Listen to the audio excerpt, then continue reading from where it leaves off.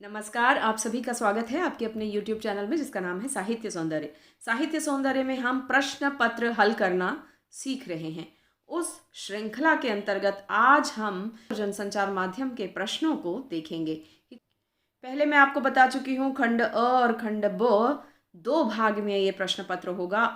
40 number का MCQ होगा और ब भी 40 नंबर का लिखित होगा। ये होगा रिटन और जो है ये है आपका MCQ।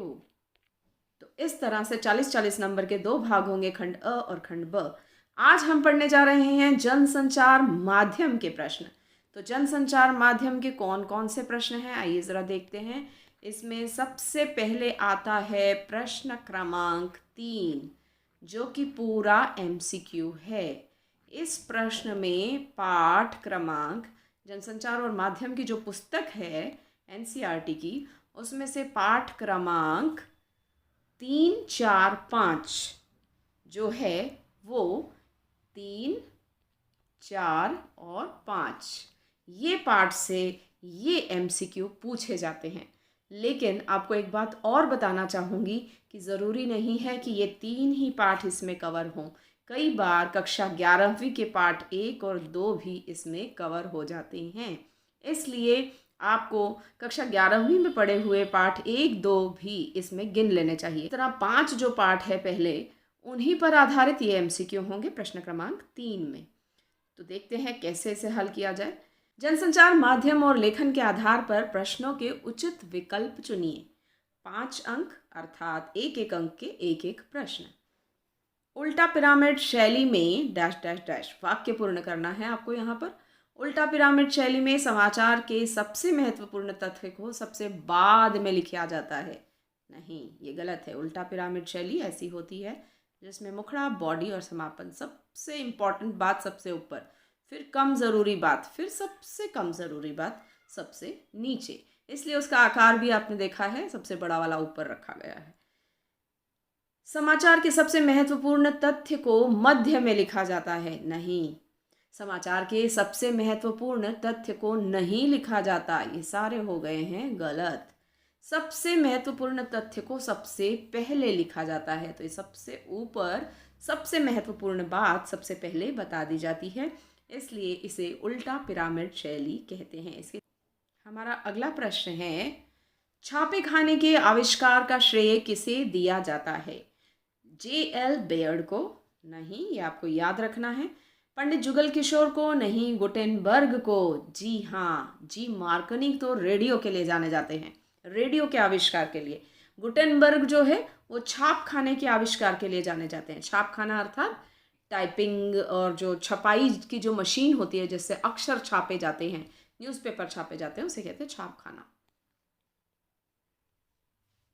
आधुनिक जनसंचार माध्यमों में सबसे पुराना माध्यम कौन सा है? अब आधुनिक बोला गया है, प्राचीन बोलते तो नारद मुनि भी डाल सकते थे इसमें ये। और यहाँ पर प्रश्न पूछा गया है आधुनिक लेटेस्ट मीन्स ऑफ कम्युनिकेशन में सबसे पुराना कौन सा है? तो सबसे पहले आता है हमारा अखबार, फिर आता है, ये आपको क्रमबद्ध करने के लिए भी कहा जा सकता है परीक्षा में, नंबर 1 पे अखबार, नंबर 2 पे आया रेडियो, फिर नंबर 3 पे आता है टेलीविज़न, उसके बाद बारी आती है नंबर 4 पर इंटरनेट की। तो हो सकता है प्रश्न में आपसे कहा जाए कि इसे क्रमबद्ध लिखिए, तो आपको इसका क्रम पता होना चाहिए। वे पत्रकार जिनका संबंध किसी अखबार से नहीं होता उन्हें क्या कहते हैं? वो स्वतंत्र पत्रकार होते हैं, वो किसी समाचार पत्र के साथ जुड़े हुए नहीं होते हैं। वो एक ही समय में 4 समाचार पत्रों के लिए लिख रहे होते हैं। वे अपनी इच्छा से किसी के साथ भी जुड़कर लिखने का काम कर सकते हैं। वो एक्सपर्ट्स होते हैं ज़्यादातर। तो उसे पूर्णकालिक समाचार पत्र के पत्रकार नहीं कहेंगे क्योंकि पूरा काल वो 9 to 5 ऑफिस में नहीं जाते। विचारपरक पत्रकार नहीं। अंशकालिक पत्रकार यानी थोड़ी देर के लिए काम करने वाले पार्ट टाइम जॉब नहीं। फ्रीलांसर पत्रकार, ये सही है। फ्रीलांसर पत्रकार मतलब जो आज़ाद है, स्वतंत्र है, किसी का वो गुलाम नहीं है। जब 9 to 5 किसी के यहाँ जॉब करते हैं तो हमें उनसे परमिशन लेकर एक्स्ट्रा जो काम हम करते हैं उसके लिए उनकी अनुमति लेनी पड़ती है। लेकिन जब राइटर अपने आप लिखते हैं तो उसे फ्रीलांसिंग कहते हैं। वो एक से ज़्यादा कंपनी के लिए अपनी मर्जी से काम कर सकते हैं।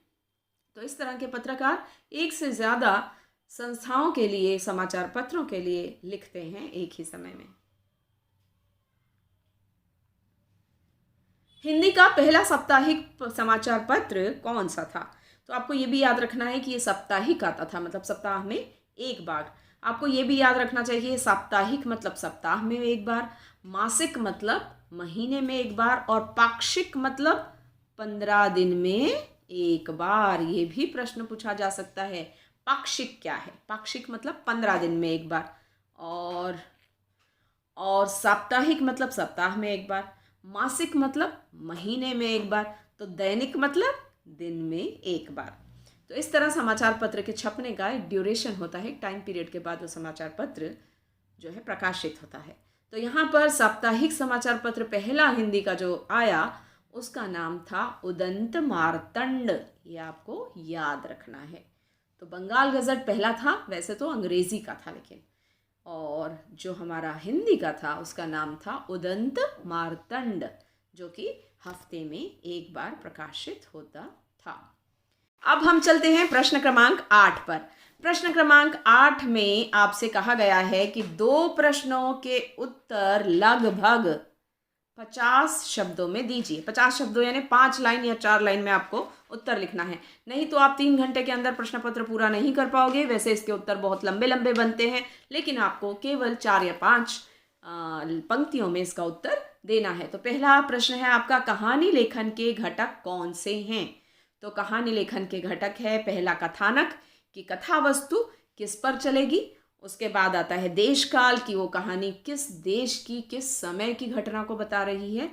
फिर चरित्र चित्रण, जितने भी पात्र हमने सोचे हैं कहानी से संबंधित, जैसे अब विद्यालय की कहानी है तो विद्यालय की कहानी में विद्यालय से संबंधित पात्र हम लेंगे, जैसे अभिभावक हो गए, विद्यार्थी हो गए, शिक्षक हो गए, प्रिंसिपल हो गए, चपरासी हो गया, ये सब हम लेंगे। और उसके बाद ये हो गया, हमने पात्र सोच लिए। पात्रों के बाद आती है बारी संवाद की। अब उनके बीच संवाद जब होगा उससे हमें पता चलेगा कि कहानी मज़ेदार लगती है, कैसे आगे बढ़ती है, कैसे कहानी में द्वंद्व आता है, आपसी मतभेद होते हैं, वो सब संवाद से चलता है। उसके बाद संवाद के बाद बारी आती है क्लाइमेक्स की। क्लाइमेक्स यानी कहानी का एंड। वो कोई संदेश के साथ भी हो सकता है, क्वेश्चन मार्क के साथ भी हो सकता है, कहानी खत्म हो सकती है। जो पाठक है उन्हें सोचने के लिए वो कहानी मजबूर करती है और प्रश्न चिन्ह छोड़ जाती है अपने पीछे। तो इस तरह की भी क्लाइमेक्स होता है। कई बार कहानी हैप्पी एंडिंग होती है, मतलब अंत जो है संदेश के साथ होता है। ये आपको 5 पंक्तियों में 5 बातें लिखनी है।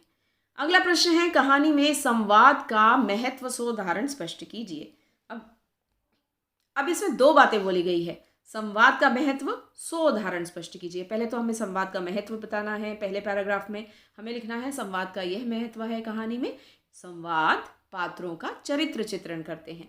जैसे कहानी पढ़ने पर हमें पता चल जाता है ये नायक है और ये खलनायक है। वो कैसे पता चलता है? संवादों के जरिए पता चलता है। अब उदाहरण दीजिए, उन्होंने बोला है, तो आप किसी भी कहानी का उदाहरण, आपको ईदगाह को कोई उदाहरण याद आता है, अल्लाह मियाँ के घर से वापस आएंगे तो जब वो मेरे लिए ढेरों नियामतें लेकर आएंगे, खिलौने लेकर आएंगे, तो भर भर के टोकरी में अपने दोस्तों को खिलौने दूंगा, और ये जो मुझे रेवड़ी दिखाकर चिढ़ा रहे हैं इनको मैं बता दूंगा कि दोस्ती क्या होती है। इससे हमें क्या पता चला कि हामिद कितने सरल और साफ दिल का बच्चा है, कितना प्यारा बच्चा है। तो उदाहरण आपको किसी संवाद का यहाँ उठाना ज़रूरी हो जाता है। ठीक है, संवाद के महत्व में एक भी बात आपने लिखी तब भी चलेगा, उदाहरण ज़रूर देना होगा। अगला प्रश्न है हमारा प्रश्न क्रमांक ग। प्राचीन काल में मौखिक कहानियों की लोकप्रियता के क्या कारण थे? कोई 3 कारण लिखिए कि मौखिक कहानियाँ लोकप्रिय क्यों थी। जो लोग गली गली में नाच नाच के गा गा के कहानियाँ सुनाते थे, जो लोक कथाएँ होती थी, वो लोगों को इतनी पसंद क्यों थी? पहला तो उस समय में जनसंचार के माध्यम नहीं थे, टीवी रेडियो कुछ नहीं था, तो लोगों के मनोरंजन का जो एकमात्र उपाय था वो लोक कहानियाँ या लोक कथाएँ, मौखिक कथाएँ हुआ करती थी। नानी दादी भी बच्चों को कहानियाँ सुनाती थी, बच्चे कहानियाँ सुनते थे और उनमें वीरता की भावना आती थी, वे निडर बनते थे, अच्छे विचार उनमें आते थे। लेकिन आजकल बच्चे मोबाइल और टीवी देखते हैं, तो कहानियों से वे नानी दादी की कहानियों से दूर हो चुके हैं। तो मौखिक कहानियों की लोकप्रियता का एक कारण यह था कि उस वक्त जनसंचार के माध्यम नहीं थे। दूसरा, मनोरंजन का एकमात्र जो तरीका है वो मौखिक कहानियाँ थी। मौखिक कहानियों के माध्यम से संदेश फैलाए जाते थे, जो भी राजा संदेश देना चाहता है प्रजा में, तो इस तरह जनसंचार का माध्यम था मौखिक कहानियाँ। तो ये 3 पॉइंट्स आप यहाँ पर लिख सकते हैं। हमारा अगला प्रश्न है प्रश्न क्रमांक 9। निम्नलिखित प्रश्नों में से किन्हीं 2 के उत्तर लगभग 50 शब्दों में दीजिए। फिर से ये 3-3 अंक के 2 प्रश्न, आपको किसी 3 में से कोई 2 करने हैं। पहले ऊपर वाले प्रश्न थे कहानी लेखन, नाटक लेखन और कविता लेखन पर आधारित। यहाँ के प्रश्न हैं फीचर लेखन, समाचार लेखन और आलेख लेखन पर आधारित। सबसे पहले आपको बता देना चाहूँगी फीचर, आलेख और समाचार में क्या फ़र्क है। समाचार सपाट बयानी है, जो जैसा घटित हुआ वैसा का वैसा बताया जाता है। फीचर लेखन में कोई भी बात ग्लोरीफाई करके बताई जाती है, थोड़ा मतलब उसको आकर्षक भाषा शैली का प्रयोग करते हुए बताया जाता है। जैसे इस बार आपकी जेब ढीली कर देगा पेट्रोल। तो जेब ढीली कैसे हो जाएगी पेट्रोल से, मतलब पेट्रोल महंगा हो गया है। इस तरह के जो उदाहरण होते हैं फीचर लेखन के, शीर्षक ऐसे आकर्षक बनाए जाते हैं जिससे लोगों का एकदम ध्यान फीचर पर जाए और लोग पढ़ने के लिए मन में उत्सुक हो कि वो फटाफट पढ़ें उसे। तो इस तरह फीचर लेखन क्या है, ये प्रश्न है पहला। इसके लेखन में किन बातों का ध्यान रखना चाहिए। तो फीचर लेखन व्यक्तिपरक, आत्मनिष्ठ और सृजनात्मक लेखन है, आपको ये लिखना है इसमें। इस पर एक वीडियो मैंने बनाया है, यदि आप चाहें तो उसे प्लेलिस्ट में जाकर देख सकते हैं। इसके लेखन में किन बातों का ध्यान रखना चाहिए। बातें जो है ध्यान रखने योग्य इसकी ये हैं कि फीचर का कोई शब्द सीमा नहीं होती, उसकी कोई निश्चित लेखन शैली नहीं है। इसमें कथ्यात्मक फीचर भी होते हैं, कहानी की तरह भी लिखे जाते हैं। इसकी शब्द सीमा भी कोई नहीं होती, कितना भी बड़ा हो सकता है। लंबे लंबे फीचर भी होते हैं। और इसको लिखते समय यह ध्यान में रखना चाहिए कि पाठक उसके साथ जुड़े रहें, उनकी रुचि बराबर बनी रहे और मनोरंजन के साथ उन्हें जानकारी दी जाती है इसमें। ठीक है, तो ये बातें आप इसमें लिख सकते हो। अगला प्रश्न है हमारा, समाचार लेखन की उल्टा पिरामिड शैली कब और कैसे अस्तित्व में आई, प्रकाश डालिए। एक बात आपको और बताना चाहूँगी यहाँ पर, जैसे ये 3 नंबर का प्रश्न है और 2 प्रश्न इसमें मर्ज कर दिए, फीचर लेखन क्या है और इसमें किन बातों का ध्यान रखना चाहिए।